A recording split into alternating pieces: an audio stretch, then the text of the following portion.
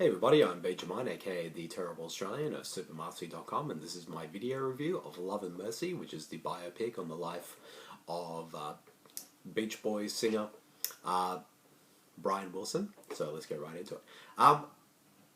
When I first heard about this film, I thought, okay, this is really interesting. Well, I really enjoy biopics, and I thought, okay, this would be something that's right up my alley. And I wouldn't say that I do enjoy the music of the Beach Boys, and I know who they are. But at the same time, I didn't really know much about the life of Brian Wilson, and I only just knew a little bit, but not sort of the full story of his life. So in that regard, I thought, okay, this will be an interesting sort of film that will sort of cover some of Brian Wilson's life. And I have to say, though, and having seen the film, I have to say I absolutely loved it. I think was a fantastic biopic, and it sort of and at the same time, I was expecting it to be kind of this sort of standard, straightforward biopic, and in some ways it is. But at the same time, though, it takes some really interesting approaches that make it sort of unique above in the sort of biopic genre. And one of the things is that the film is actually set in two separate timelines, and that the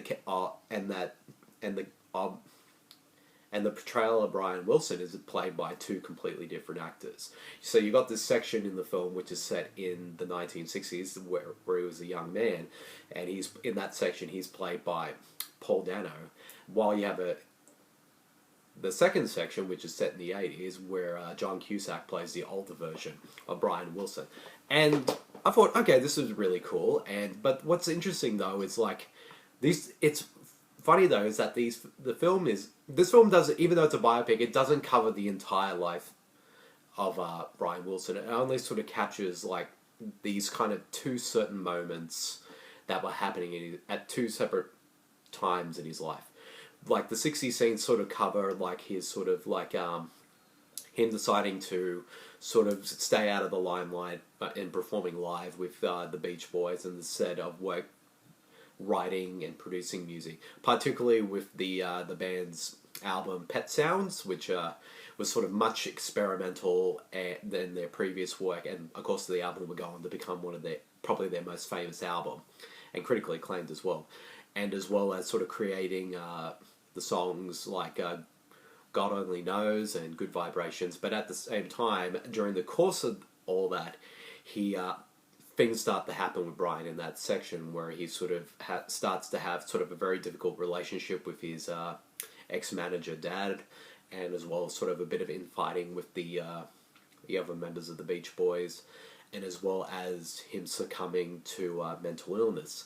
Then we go into the 80s section, which is set way after that, and follows older Brian, played by John Cusack, as he's trying to cope his daily life with mental illness. But then, of course, he meets the woman who would go on to become his second wife, Melinda, who's played by Elizabeth Banks.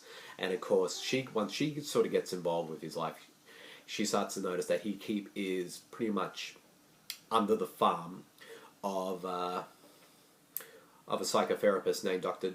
Eugene Landy, played by Giamatti, who pretty much rules him with an iron fist, and pretty much is, as you could guess, badly mistreats him and pretty much is using him. And what's great is, though, these two sections, though, are both fantastic. Usually when a film like this has sort of different parallel stories and all that, you sort of get one that's better than the other, but both these stories are just fantastic, and I was absolutely riveted with both. And both John Cusack and Dano are both fantastic as Brian Wilson. Even though, yes, they kind of Dano and Cusack don't look anything alike, but they're able sort of to capture the look and feel of what Brian Wilson was like in those time periods. Especially Dano in particular, in his younger years. And I know some people think, well, John Cusack doesn't look anything like Brian Wilson, but if you actually look at photos of Brian Wilson around that time in which this film is set, you can see, oh yeah, I can see the resemblance with John Cusack. So in that regard, it actually works, and both actors sort of are just so phenomenal with their performances that they capture the essence of Brian Wilson's genius, and also like his sort of in his daily struggles with mental illness, and it's just fantastic, and it's quite moving and quite engaging, and of course you got great supporting cast. Elizabeth Banks, even though yes she's sort of playing sort of like the girlfriend kind of role, but she gets a lot of really interesting, juicy material to work with that makes her stand out. That makes the role stand out more, and she's terrific. And Paul Giamatti, he's the absolute villain of this film, but you just really want to, because you really hate his character, but and you can tell Giamatti is going 110% of this role. This isn't like him doing it over the top or anything like that. It's just, you know, this guy, the character that he plays is such, you know, such a terrible person but Giamatti sort of plays it convincingly without it ever being too over the top.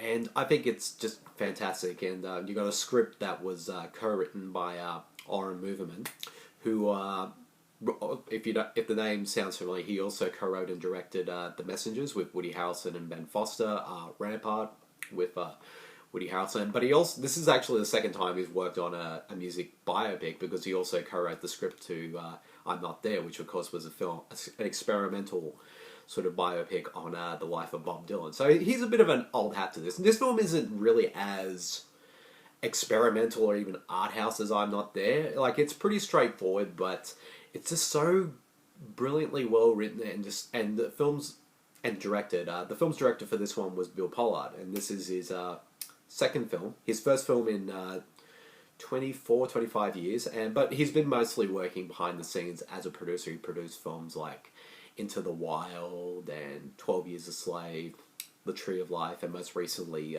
Wild. And he does a great job of his direction. And also, like, in sometimes it does, I guess some people might say that his visual style does feel a little TV movie-ish, but I didn't feel like that at all, because I felt it just worked for the type of story. And at the same time, it's not like he wants his direction to sort of, you know,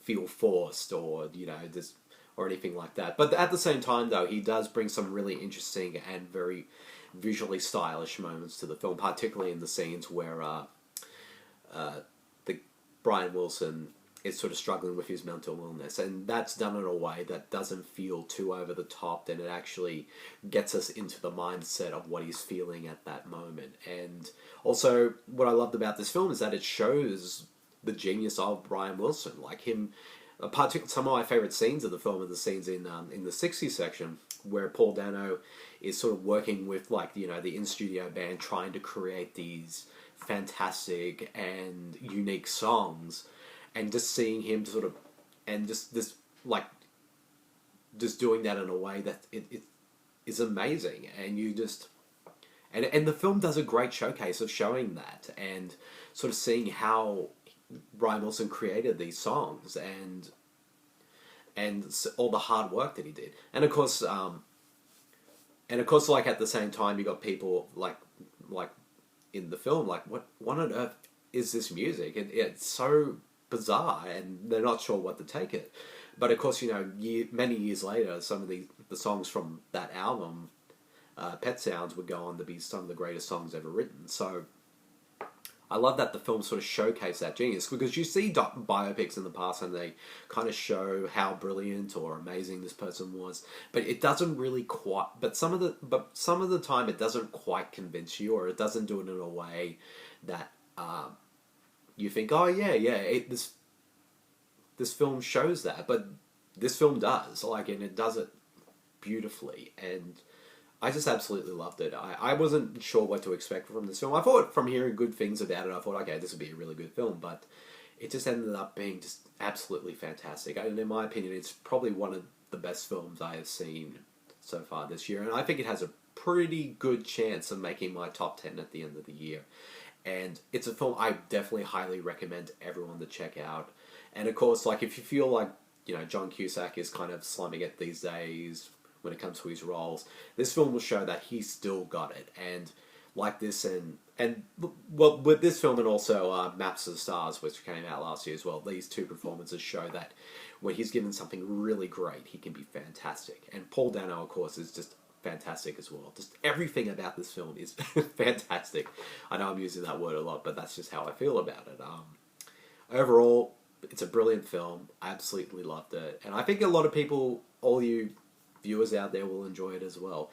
I'm probably hyping the film up too much. I'm not going to say like it's a movie that's going to change your life, anything, but I think among sort of the biopic genre, I think this is definitely one of the best ones made in the last few years, and I just think it's just a great film.